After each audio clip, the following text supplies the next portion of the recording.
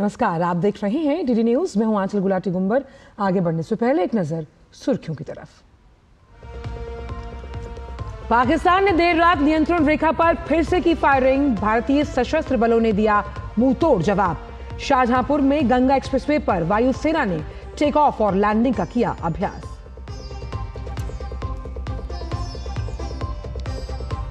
भारत दौरे पर आए अंगोला के राष्ट्रपति जोआओ लोरेंको और प्रधानमंत्री के बीच होगी द्विपक्षीय वार्ता। इस दौरान कई समझौतों पर होने हैं हस्ताक्षर।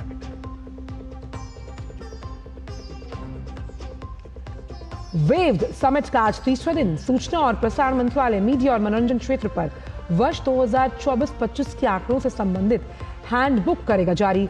सामुदायिक रेडियो पर राष्ट्रीय सम्मेलन का भी है आयोजन।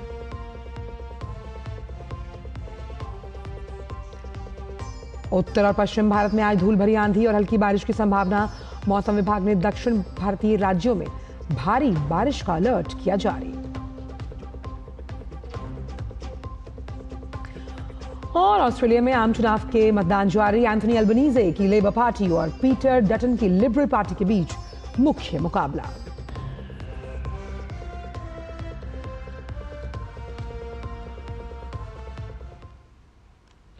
और आइए अब जान लेते हैं सभी खबरों को विस्तार के साथ।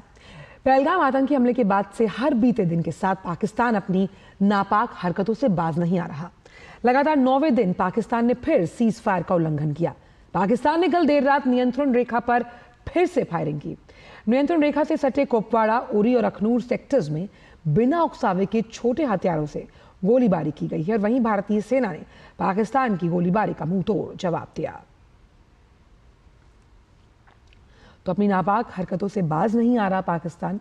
पहलगाम में जो कायराना हरकत को आतंकियों ने अंजाम दिया, दहशतगर्दी का जो खेल वहां खेला गया, रक्त रंजित किया गया पहलगाम को, उसके बाद बौखलाहट और हताशा की आप पराकाष्ठा देख सकते हैं पाकिस्तान के लिहाज से, जहां 9वें दिन भी बिना उकसावे की वो लगातार सीज फायर का उल्लंघन करता हुआ नजर आ रहा है। और इसका मुंहतोड़ जवाब भारतीय सेना माकूल जवाब लगातार दे रही है। उरी, अखनूर तमाम ये सेक्टर्स हैं जहां ये बिना उकसावे वाली फायरिंग की जा रही है पाकिस्तान द्वारा। वहीं इसी बीच वायुसेना ने कल रात उत्तर प्रदेश के शाहजहांपुर जिले में गंगा एक्सप्रेसवे पर 3.5 किलोमीटर लंबी हवाई पट्टी पर अपनी संचालन क्षमता का उत्कृष्ट प्रदर्शन किया। अपनी तरह के इस पहले आयोजन में वायुसेना के Rafale, Jaguar, Mirage 2000, Sukhoi 30 MKI और मिग 29 जैसे अत्याधुनिक लड़ाकू विमानों ने भाग लिया। साथ ही वायुसेना के मालवाहक विमान C-130J, सुपर हर्क्यूलिस और AN-32 विमानों के साथ साथ Mi-17, V-5 हेलीकॉप्टर ने भी एयर शो में भाग लिया। युद्ध के दौरान आपातकालीन अभियानों और प्राकृतिक आपदाओं के समय हवाई पट्टी को वैकल्पिक रनवे के रूप में उसकी दक्षता के लिए जांचने की अगर बात की जाए तो एयर शो का आयोजन दिन और रात के समय में किया गया। इस दौरान आसमान को चीरती हुई विमानों की गर्जना और दुश्मन को मिट्टी में मिलने की क्षमता रखने वाले वायु सैनिकों को शौर्य की अगर बात की जाए तो तमाम अधिकारियों समेत दूर दराज गांव में रहने वाले तमाम लोगों ने भारतीय सेना का ये अदम्य साहस और शौर्य देखा। भारत ने पाकिस्तान के सूचना और प्रसारण मंत्री अताउल्लाह तरार का एक्स अकाउंट भारत में ब्लॉक कर दिया। इससे पहले भारत ने पाकिस्तान के प्रधानमंत्री शहबाज शरीफ के आधिकारिक यूट्यूब चैनल को भारत ने ब्लॉक कर दिया था। सरकार ने केवल राजनेताओं के खिलाफ ही नहीं बल्कि पाकिस्तानी खिलाड़ियों, सोशल मीडिया इन्फ्लुएंसर्स और न्यूज चैनल्स के खातों पर भी कार्रवाई की है और ये कार्रवाई लगातार जारी है। प्रधानमंत्री नरेंद्र मोदी आज नई दिल्ली में अंगोला के राष्ट्रपति जोआओ मैनुअल गोंकाल्वेस लोरेंको के साथ प्रतिनिधिमंडल स्तर की वार्ता करेंगे। वार्ता के बाद दोनों देशों के बीच अलग अलग जो कई क्षेत्र हैं उसमें द्विपक्षीय सहयोग को बढ़ावा देने के लिए कई समझौतों पर हस्ताक्षर होने की उम्मीद है। राष्ट्रपति लोरेंको का आज राष्ट्रपति भवन के प्रांगण में औपचारिक स्वागत किया जाएगा। वो राष्ट्रपति द्रौपदी मुर्मू के साथ विभिन्न मुद्दों पर चर्चा करेंगे। अंगोला के राष्ट्रपति का भारत दौरा 38 साल बाद हो रहा है। यात्रा ऐसे समय में हो रही है जब भारत और अंगोला इस वर्ष के राजनयिक संबंधों की स्थापना के 40 साल मना रहे हैं। राष्ट्रपति लोरेंको नई दिल्ली में एक व्यावसायिक कार्यक्रम में भाग लेंगे जिसका उद्देश्य दोनों देशों के बीच निवेश और वाणिज्यिक संबंधों को बढ़ावा देना है। विदेश मंत्रालय ने कहा कि भारत और अंगोला के बीच वर्षों से मधुर और मैत्रीपूर्ण संबंध है। दोनों देशों के द्विपक्षीय संबंध जीवंत ऊर्जा साझेदारी पर आधारित हैं। तो अंगोला के राष्ट्रपति भारत की 3 दिवसीय राजकीय यात्रा पर नई दिल्ली पहुंचे और हवाई अड्डे पर उनका विशेष स्वागत किया गया और विदेश राज्य मंत्री कीर्तिवर्धन सिंह ने उनकी अगवानी की। उनके साथ एक उच्च स्तरीय प्रतिनिधिमंडल भी आया जिसमें कई मंत्री और वरिष्ठ अधिकारी शामिल हैं।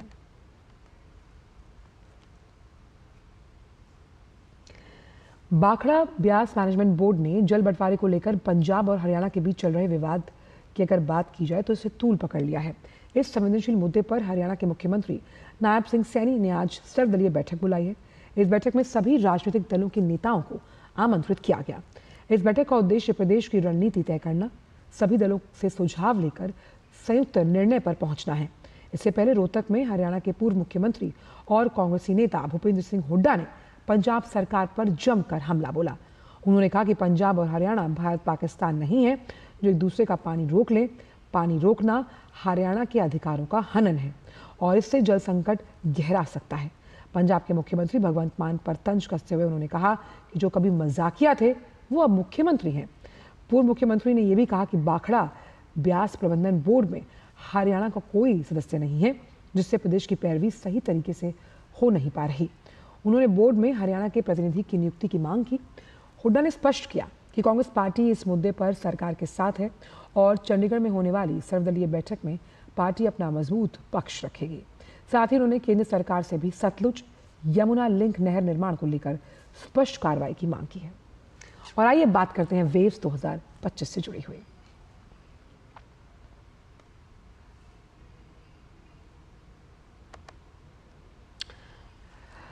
और अब बात करते हैं मुंबई में चल रहे वेव्स समिट की, जहां वैश्विक मीडिया संवाद शिखर सम्मेलन वेव्स की अगर बात की जाए तो आज तीसरा दिन है। सूचना और प्रसारण मंत्रालय आज मीडिया और मनोरंजन क्षेत्र पर वर्ष 2024-25 के आंकड़ों से संबंधित एक हैंडबुक जारी करेगा। ये मीडिया और मनोरंजन क्षेत्र पर समयबद्ध, विश्वसनीय, प्रामाणिक और व्यापक डेटा की जरूरत को लेकर सरकार की संजीदगी को दर्शाता है, क्योंकि मीडिया और मनोरंजन सेवा क्षेत्र का एक अहम हिस्सा है जिसमें देश की अर्थव्यवस्था के विकास में योगदान करने की अपार क्षमता है। ताज़ा अनुमान के अनुसार मीडिया और मनोरंजन एक उभरता हुआ क्षेत्र है जिसके 2027 तक 7% CAGR की दर से बढ़कर 3000 बिलियन रुपए से ज्यादा पहुंचने की उम्मीद है। इस क्षेत्र को और बेहतर नतीजे अगर हासिल करने हैं तो तमाम नीतिगत पहलें और उनके क्रियान्वयन को उचित डेटा द्वारा समर्थन की जरूरत है। मंत्रालय और इस क्षेत्र के अन्य हितधारकों की डेटा की जरूरत को ध्यान में रखते हुए मीडिया और मनोरंजन क्षेत्र पर सांख्यिकी हैंडबुक 2024-25 आज वेव्स 2025 में लॉन्च की जाएगी, जिसमें मीडिया और मनोरंजन क्षेत्र के विभिन्न भागों पर नया डेटा और जानकारी शामिल है। मुंबई में world audio visual and entertainment summit waves 2025 के तीसरे दिन आज सामुदायिक रेडियो पर भी राष्ट्रीय सम्मेलन है। इसमें नवीनतम रुझानों, नीतियों और कार्यक्रमों पर विचार विमर्श होना है। इसका उद्देश्य लोगों को सशक्त बनाना और स्थानीय समुदाय के साथ अधिक प्रभावी ढंग से जुड़ने की क्षमता में वृद्धि करना है। ये सामुदायिक रेडियो केंद्रों को एक दूसरे से जुड़ने, सीखने, सर्वोत्तम परंपराओं को साझा करने के एक मंच को प्रदान करेगा। ये कार्यक्रम सूचना और प्रसारण मंत्रालय ने भारतीय जनसंचार संस्थान के सहयोग से आयोजित किया है।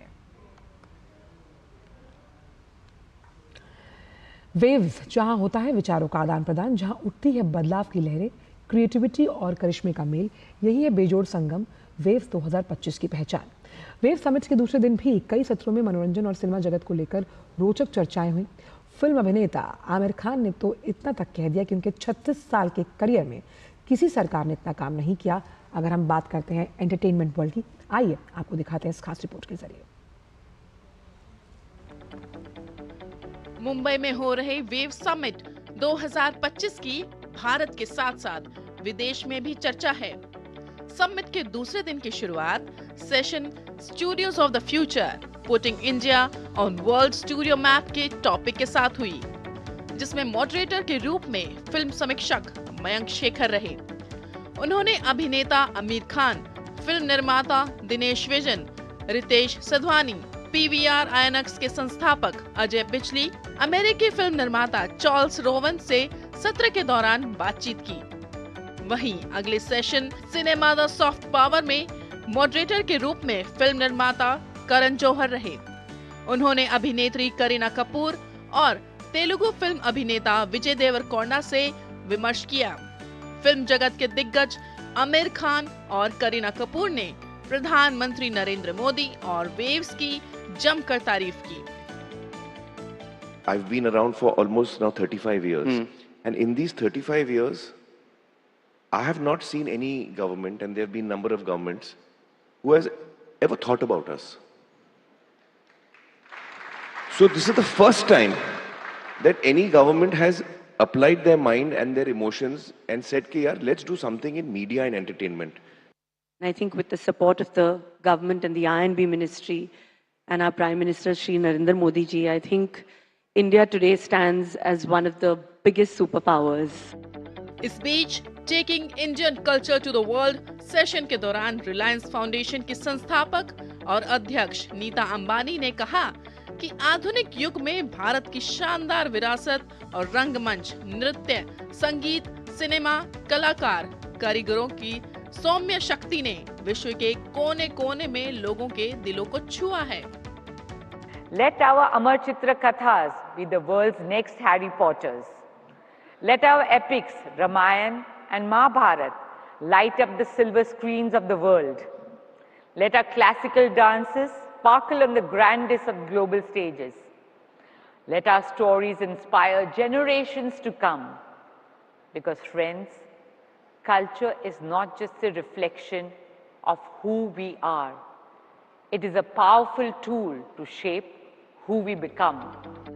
केंद्रीय सूचना एवं प्रसारण मंत्री अश्विनी वैष्णव ने मुंबई में हो रहे वेव समिट को संबोधित करते हुए कहा कि रचनात्मकता के लिए संस्कृति से प्रेरणा मिलती है। वहीं विदेश मंत्री एस जयशंकर ने वैश्विक मीडिया संवाद के दौरान परंपराओं, विरासत, विचारों, प्रथाओं और रचनात्मकता पर फोकस किया।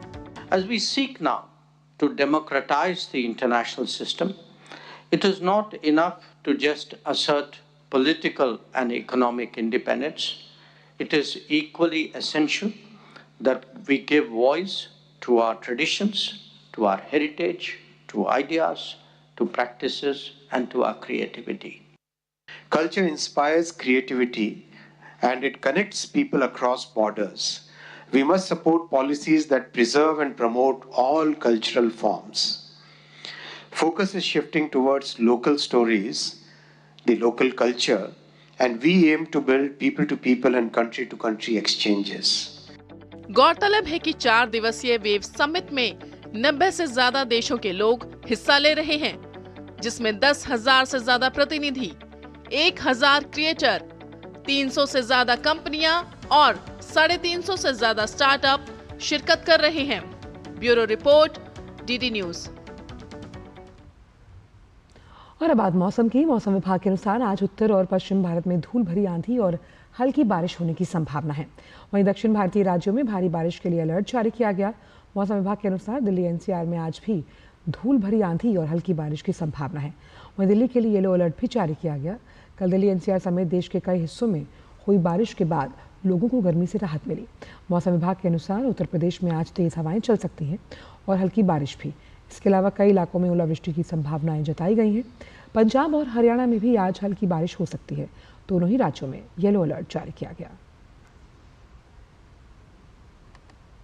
जम्मू कश्मीर के रामबन जिले के सेरी चंबक क्षेत्र में कल दोपहर बादल फटने से भारी तबाही हुई। अचानक हुए भूस्खलन के चलते जम्मू श्रीनगर राष्ट्रीय राजमार्ग NH-44 पर दोनों ओर से यातायात को पूरी तरह से रोक दिया गया है।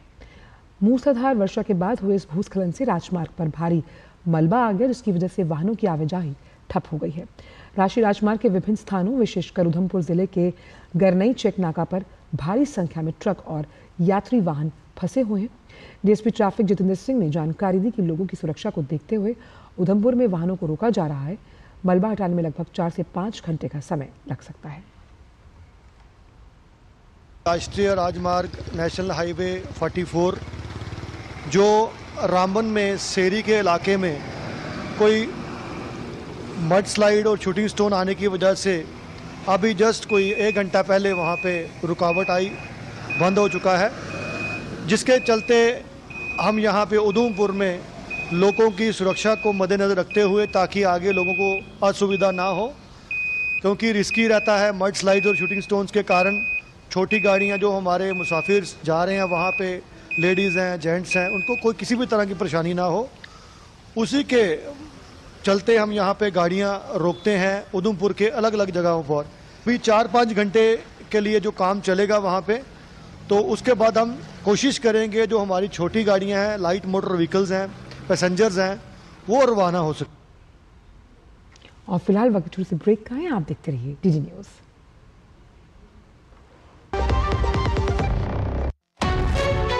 विभाग अनेक, कंप्लेंट बॉक्स एक। किसी भी सरकारी दफ्तर, विभाग या बैंक से जुड़ी शिकायत के लिए pgportal.gov.in पर जाएं, रजिस्टर करें, संबंधित विभाग चुनें, शिकायत दर्ज करें और ट्रैकिंग आईडी नोट करें। एसएमएस या ईमेल पर एक्नॉलेजमेंट पाएं और शिकायत का जवाब सीधे मंत्रालय से प्राप्त करें। अब तक 1 करोड़ 12 लाख से अधिक भारतीयों ने भरोसा जताया। सीपी ग्राम्स, आपकी हर शिकायत का हल। अभी शिकायत दर्ज करें pgportal.gov.in। कम समय में ज्यादा मुनाफा, बस एक क्लिक में, कमाल है। अनजान लिंक्स पर क्लिक मत कीजिए, आरबीआई कहता है जानकार बनिए, सतर्क रहिए। ब्रेक के बाद सभी का स्वागत। वैश्विक इलेक्ट्रॉनिक्स विनिर्माण जो परिस्थिति तंत्र है उसमें भारत एक प्रमुख विनिर्माता के रूप में उभर रहा है। देश में एप्पल के आईफोन का उत्पादन जो है उसे बढ़ाने के साथ साथ कई अन्य इलेक्ट्रॉनिक्स उत्पादों को बढ़ाने की दिशा में भारत अग्रणी भूमिका निभा रहा है। देखिए ये खास रिपोर्ट। एप्पल के आईफोन की वैश्विक आपूर्ति में भारत एक प्रमुख केंद्र के रूप में उभर रहा है। अपने प्रीमियम आईफोन के लिए जानी जाने वाली दिग्गज कंपनी एप्पल अपने उत्पादन का एक बड़ा हिस्सा भारत में स्थानांतरित कर रही है। एप्पल के सीईओ टिम कुक ने कहा कि टैरिफ के कारण एप्पल की आपूर्ति बाधित हो रही है, जिसकी वजह से भारत में अधिक आईफोन बनाने का निर्णय लिया गया है। उन्होंने कहा कि आने वाले समय में अमेरिका में बिकने वाले ज्यादातर आईफोन मेड इन इंडिया होंगे। हालांकि ट्रंप प्रशासन की लगातार कोशिश है कि एप्पल अपना उत्पादन अमेरिका में स्थानांतरित करे, लेकिन एप्पल के विनिर्माण को चीन से अमेरिका में स्थानांतरित करना एक चुनौतीपूर्ण काम है, क्योंकि एप्पल ने दशकों की कड़ी मेहनत के बाद ग्लोबल सप्लाई चेन तैयार किया है। ऐसे में एप्पल का ये फैसला न केवल कंपनी के लिए एक जीत है, बल्कि भारत की अर्थव्यवस्था के लिए भी गेम चेंजर साबित होगा। विशेषज्ञों का मानना है कि 2025 तक एप्पल अपने वैश्विक आईफोन का 25% तक भारत में निर्माण करने लगेगा। वहीं 2017 में ये उत्पादन 1% से भी कम था। घरेलू उत्पादन को बढ़ावा देने के उद्देश्य से शुरू की गई मेक इन इंडिया पहल को बड़ा प्रोत्साहन मिला है। भारत सिर्फ अपने घरेलू बाजार के लिए उत्पादन नहीं कर रहा है, ये यूरोप और अन्य क्षेत्रों में भी आईफोन निर्यात कर रहा है। इससे एक प्रमुख निर्यातक के रूप में भारत की छवि मजबूत हो रही है। एप्पल के सप्लायर भी भारत में अपना बेस बना रहे हैं। भारत की रणनीतिक भौगोलिक स्थिति और विनिर्माण में बढ़ती विशेषज्ञता के कारण भी एप्पल को अपनी ग्लोबल सप्लाई चेन का विस्तार करने में मदद मिली है। भारत में प्रोडक्शन यूनिट्स स्थापित करके एप्पल न सिर्फ अन्य विनिर्माण केंद्रों में भू राजनीतिक तनाव से जुड़े जोखिमों को कम किया है, बल्कि उसे भारत की प्रतिस्पर्धी श्रम लागतों का भी लाभ मिला है और उसके बुनियादी ढांचे में भी सुधार हुआ है। जैसे जैसे एप्पल भारत में अपनी मौजूदगी बढ़ा रहा है, देश में रोजगार, निर्यात और कौशल विकास पर इसका असर साफ देखा जा सकता है। आईफोन आज भारत की प्रगति के लिए एक उत्प्रेरक के रूप में कार्य कर रहा है। दरअसल एप्पल कई सालों से चीन में अपने उत्पादों का निर्माण कर रहा है, लेकिन कंपनी के इस फैसले के बाद अब निगाहें भारत की ओर हैं। Bureau report, DD news. और वैश्विक मुश्किलों के बावजूद भी भारत में आर्थिक मोर्चे पर अच्छी खबर सामने आ रही है। भारत से होने वाला जो कुल एक्सपोर्ट है 2024-25 में अब तक उच्चतम स्तर पर पहुंच चुका। आरबीआई के जो ताज़ा आंकड़े जारी किए गए उसके मुताबिक वित्त वर्ष 2024-25 में भारत से कुल 825 अरब का एक्सपोर्ट किया गया, और अगर इसकी तुलना बीते साल की जाए तो ये 6% ज़्यादा बढ़ोतरी के साथ है। गौरतलब है कि साल 2023-24 में देश का कुल जो एक्सपोर्ट है वो 778 अरब डॉलर पर था। देश से होने वाले सेवा निर्यात में भी रिकॉर्ड बढ़ोतरी दर्ज की गई। साल 2024-25 में कुल सेवा निर्यात 388 बिलियन डॉलर रहा, जो पिछले साल की तुलना में 13.6% ज्यादा है। गैर पेट्रोलियम निर्यात जो था वो 6% बढ़कर 374 अरब डॉलर के पार गया। वाणिज्य मंत्रालय के मुताबिक ये अब तक का सबसे बड़ा सालाना इजाफा है।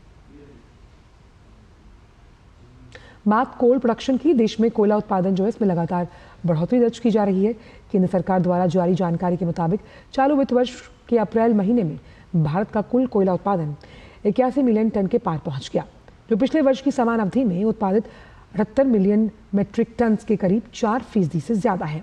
अप्रैल के दौरान कैप्टिव या फिर अन्य संस्थाओं की खदानों से उत्पादन 14.51 मेट्रिक टन रहा।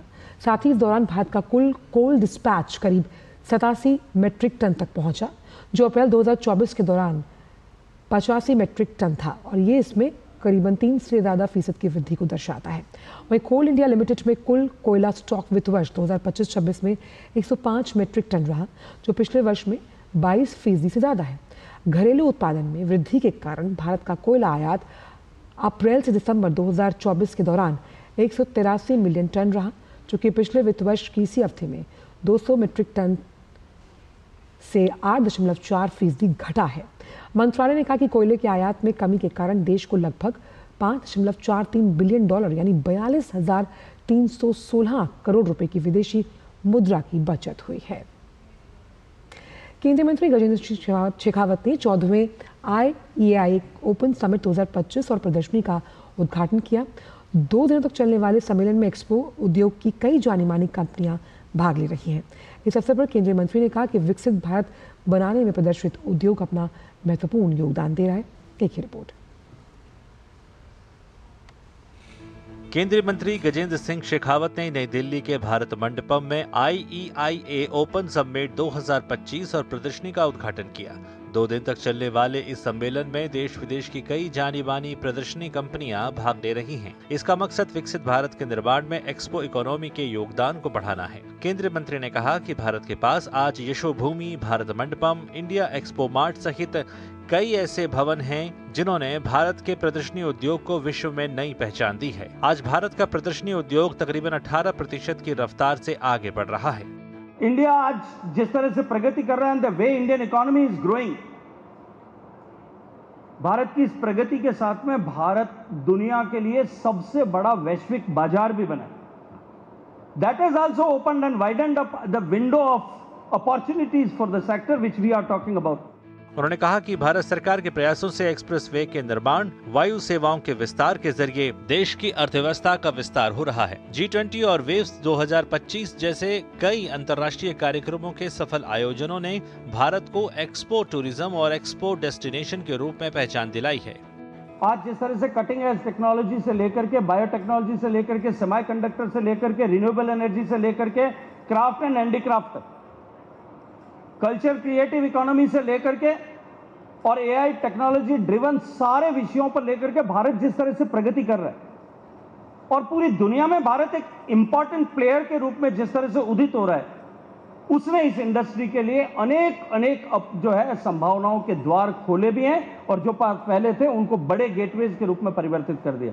भारत का एक्सपो उद्योग वैश्विक रूप से सबसे तेजी से विकास कर रहा है। एक अनुमान के मुताबिक तकरीबन 50,000 करोड़ रुपए का सालाना रेवेन्यू एक्सपो इंडस्ट्री दे रही है। साथ ही रोजगार के कई अवसर भी प्रदान कर रही है। Chandrashekhar, DD news. भारतीय वायुसेना के विशेष विमान से पवित्र बुद्ध अवशेष को प्रदर्शित करने के लिए वियतनाम से लाया जा रहा है। वियतनाम रवाना होने से पहले केंद्रीय मंत्री किरेन रिजिजू से खास बातचीत की हमारे संवाददाता गिरीश निशाना ने। भगवान बुद्ध के अवशेष वियतनाम में प्रदर्शित किए जाएंगे, किस तरह की रहेगी ये यात्रा, इस पर ज्यादा बात करने के लिए हमारे साथ मौजूद हैं केंद्रीय मंत्री किरेन रिजिजू साहब। सर, किस तरह की ये प्रदर्शनी होगी? देखिए, भारत देश के लिए एक विशेष दर्जा प्राप्त है कि बुद्ध हमारा भारत देश में जन्म हुआ, भारत देश से बुद्ध धर्म दुनिया में गया है। तो हमारा भारत देश से बुद्ध भगवान का अवशेष लेकर के किसी भी राष्ट्र में जाना, ये एक शांति का प्रतीक है, बड़ा संदेश भी है और साथ साथ हमारा देश के ओर से एक अच्छा मित्रता का संदेश और बुद्ध का पथ पर चलने के लिए बड़ा मैसेज लेके जाते हैं। मैं अपने आप को सौभाग्य मानता हूँ कि कई बार मुझे प्रतिनिधि करने का मौका मिला है और आदरणीय प्रधानमंत्री मोदी जी के नेतृत्व में बुद्ध का संदेश को पूरा दुनिया को दिया है। और प्रधानमंत्री जी ने यूनाइटेड नेशन में कहा कि दुनिया को हमने बुद्ध दिया है। अब शांति का पथ पर चलने के लिए हम शांति का संदेश लेकर के जा रहे हैं। वियतनाम में वैशाख पूर्णिमा का विशेष कार्यक्रम है और वियतनाम में इस बार यूनिफिकेशन का 50 साल भी पूरा हो गया, तो ये 50 साल का गांठ वर्ष भी है और साथ साथ में वैशाख पूर्णिमा का अवसर भी है। 12 तारीख को वैशाख पूर्णिमा पड़ता है, तो उस उपलब्धि में एक लंबा कार्यक्रम वियतनाम में रखा है। तो अपने भारत का प्रतिनिधिमंडल जा रहे हैं, मैं उसका प्रमुख रूप से अपनी टीम को लेकर के जा रहा हूं और सारनाथ से बुद्ध का अवशेष लेकर के और सारे हमारे सीनियर बनते हैं, बुद्ध के जो धर्म गुरु हैं, पूरे टीम जा रहे हैं और प्रोटोकॉल के साथ इंडियन एयरफोर्स के एयरक्राफ्ट में जैसे नियमित रूप से हम लोग इसका एक प्रोटोकॉल होता है उसको मेंटेन करते हुए हम लोग जा रहे हैं। भारत को देखता है लोग, दुनिया के लोग, तो ये बुद्ध का देश के नज़र से देखता है। खास करके जो बौद्ध देश जितने भी हैं बहुत सम्मान नजरिया से भारत को देखता है। मैं फिर से वियतनाम जा रहा हूँ तो अपने आप को बहुत ही भाग्यवान मानता हूँ कि पवित्र अवशेष के साथ जा रहा हूँ। तो ये थे किरण रिजिजू साहब जो बता रहे थे किस तरह से दुनिया भारत को सम्मान की दृष्टि से देखती है। कैमरामैन वाई के लोकनाथ के साथ गिरीश निशाना, डीडी न्यूज, गाजियाबाद। और फिलहाल समाचारों में इतना ही, दीजिए इजाजत, नमस्कार।